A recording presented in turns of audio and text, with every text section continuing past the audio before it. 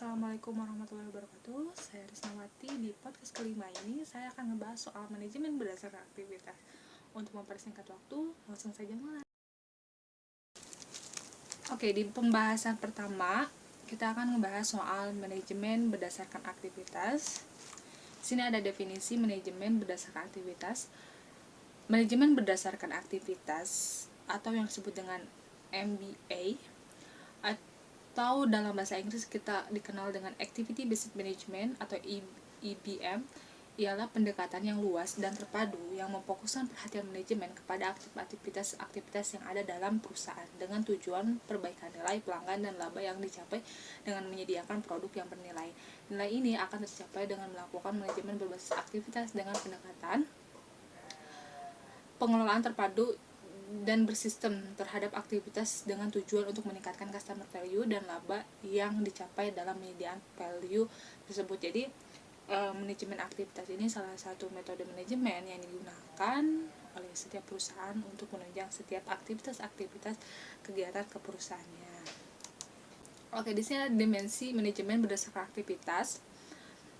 Activity Based Keterkaitan Manajemen atau IBM memiliki dua dimensi, yaitu ada operasional yang berhubungan dengan aktivitas, biaya berdasarkan aktivitas, dan dimensi biaya dan dimensi strategis atau proses. Dimensi operasional strategis yang berhubungan proses untuk menentukan aktivitas kegiatan pada dimensi operasional atau biaya adalah kegiatan yang menghubungkan dengan manajemen berdasarkan aktivitas yang berupa: pertama ada yang disebut dengan mendefinisikan aktivitas, pool biaya aktivitas dan pengukuran aktivitas. Terus kedua ada yang membebankan biaya ke full aktivitas. Full aktivitas dapat berupa pesanan pelanggan, desain produk, ukuran order, hubungan pelanggan ataupun lainnya. Pool ini bisa berbeda di setiap perusahaannya. Terus ada selanjutnya adalah menghitung tarif aktivitas. Langkah ini dilakukan dengan cara membagi total biaya dengan total aktivitas. Terus selanjutnya ada membebankan biaya ke objek biaya menggunakan tarif aktivitas diukurkan aktivitas. Langkah ini merupakan salah satu cara untuk menghitung tarif dengan cara mengalihkan tarif dengan objek biaya seperti itu. Terus yang terakhir ada menyiapkan laporan manajemen. Nah, ini merupakan salah satu langkah terakhir dalam kegiatan manajemen berdasarkan aktivitas untuk dapat menjadikan dasar dalam pengambilan keputusan selanjutnya. Oke, selanjutnya ada dimensi manajemen berdasarkan aktivitas. Menganalisis pemicu biaya pada langkah ini gitu kan. Ada sekitar 3, dimana dalam kegiatan dimensi strategis dalam proses ini ada 3. Yang pertama adalah menganalisis pemicu biaya. Pada langkah ini dilakukan identifikasi faktor-faktor yang menyebabkan terjadi aktivitas atau menjelaskan mengapa biaya terjadi. Faktor apa saja yang memicunya. Terus yang kedua ada mengidentifikasi aktivitas. Pada langkah ini akan diidentifikasi dan menilai aktivitas apa saja yang akan dilakukan. Terus yang terakhir ada menganalisis kinerja. Pada langkah ini melakukan analisis kerja untuk melihat seberapa baik kinerjanya. Nah, di slide selanjutnya kita akan ngebahas soal keterkaitan manajemen berdasarkan aktivitas dengan biaya berdasarkan aktivitas. Tadi kan ada beberapa ya. Jadi ternyata manajemen ini ada kaitannya baik berupa aktivitas ataupun berdasarkan aktivitas. Oke, yang pertama biaya berdasarkan aktivitas atau BA atau Activity Based Costing ABC merupakan suatu teknik untuk memahami biaya dan mengatasi biaya dalam produk yang dihasilkan oleh perusahaan. Biaya berdasarkan aktivitas juga sering disebut sebagai teknik untuk mendapatkan profitabilitas maksimum perusahaan. Hal ini disebabkan karena perusahaan cermat dalam mengeluarkan biaya.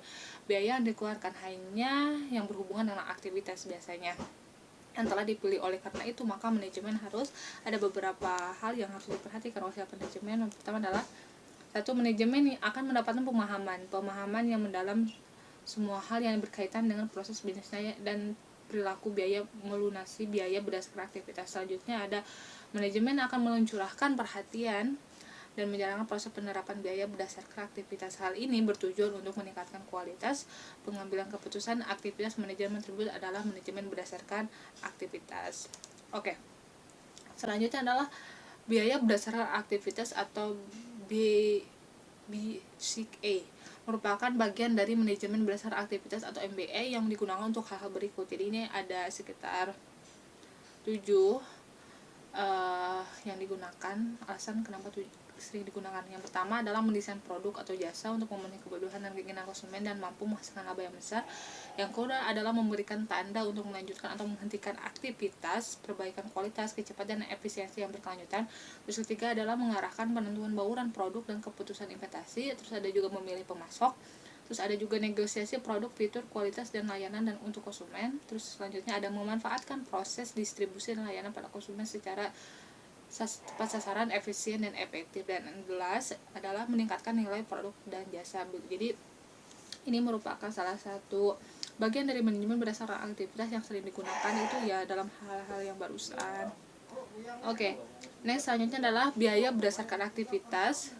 Keterbatasan sistem akuntansi biaya berdasarkan fungsional membebankan biaya overhead dalam sistem akuntansi biaya berdasarkan fungsional adalah melalui departementalisasi dan menggunakan tarif tunggal. Menghitung biaya dengan tarif tunggal hampir dapat dikatakan menghitung secara rata-rata sehingga dapat menghasilkan biaya produk yang terdistorsi untuk tidak akurat. Kebutuhan perhitungan biaya produk yang lebih akurat sangat dibutuhkan dalam perusahaan agar membebankan biaya lebih tepat dan seksama. Terdapat dua faktor utama yang menyebabkan perhitungan tarif tunggal itu akurat. Pertama, besarnya proporsi base overhead yang tidak terkait dengan unit jika dibandingkan dengan total biaya overhead. Yang kedua adalah tingkat perbedaan antar produk yang besar. Nah, selanjutnya biaya-biaya yang terkait dengan aktivitas tingkat non-unit tidak mungkin berubah. Mungkin jumlah unit produksi biasanya tersebut berubah karena faktor lainnya selain unit yang akan mengidentifikasi faktor. Faktor tersebut sangat membantu dalam memperkirakan dan menganalisis hanya tersebut, seperti biaya staff up untuk tingkat batch, biaya rekayasa untuk uang untuk tingkat produk standing atau facility standing. Nah, di sini ada beberapa dalam pembebanan biaya yang menghindari terjadinya distorsi atau kesalahan pembebanan. Hal ini dapat terjadi karena beberapa alasan. Yang pertama, ukuran produknya, terus kerumitan produk, waktu setup, dan ukuran batch itu biasanya menjadi salah satu hal yang distorsi atau terjadinya kesalahan dalam penghitungan pembiayaan. Selanjutnya ada perhitungan biaya berdasarkan aktivitas. Ini merupakan salah satu kegiatan yang mengonsumsi biaya yang terjadi di daerah sehubungan dengan proses produksi yang dilakukan. Wadah untuk mengalokasikan biaya ini disebut dengan pool blade. Ukuran aktivitas juga menjadi perhatian sebagian dasar alokasi biayanya atau cost driver atau pemicu biaya dasar utama untuk menentukan biaya-biaya apa saja yang timbul sehubungan dengan pembuatan produk. Terdapat dua jenis biasanya, yaitu pertama ada penggerak transaksi atau transaction driver, dan yang kedua adalah penggerak durasi atau duration driver. Penggerak transaksi ialah jumlah transaksi yang terjadi pada pengukuran waktu yang diperlukan dan digunakan untuk melakukan suatu aktivitas, seperti banyaknya waktu yang diperlukan untuk menyiapkan tagihan. Sistem biaya berdasarkan aktivitas menggunakan 5 tingkat aktivitas dalam pengelolaan biaya. Jadi dalam perhitungan biaya berdasarkan aktivitas ini menggunakan 5 tingkat aktivitas biaya dalam pengelolaannya.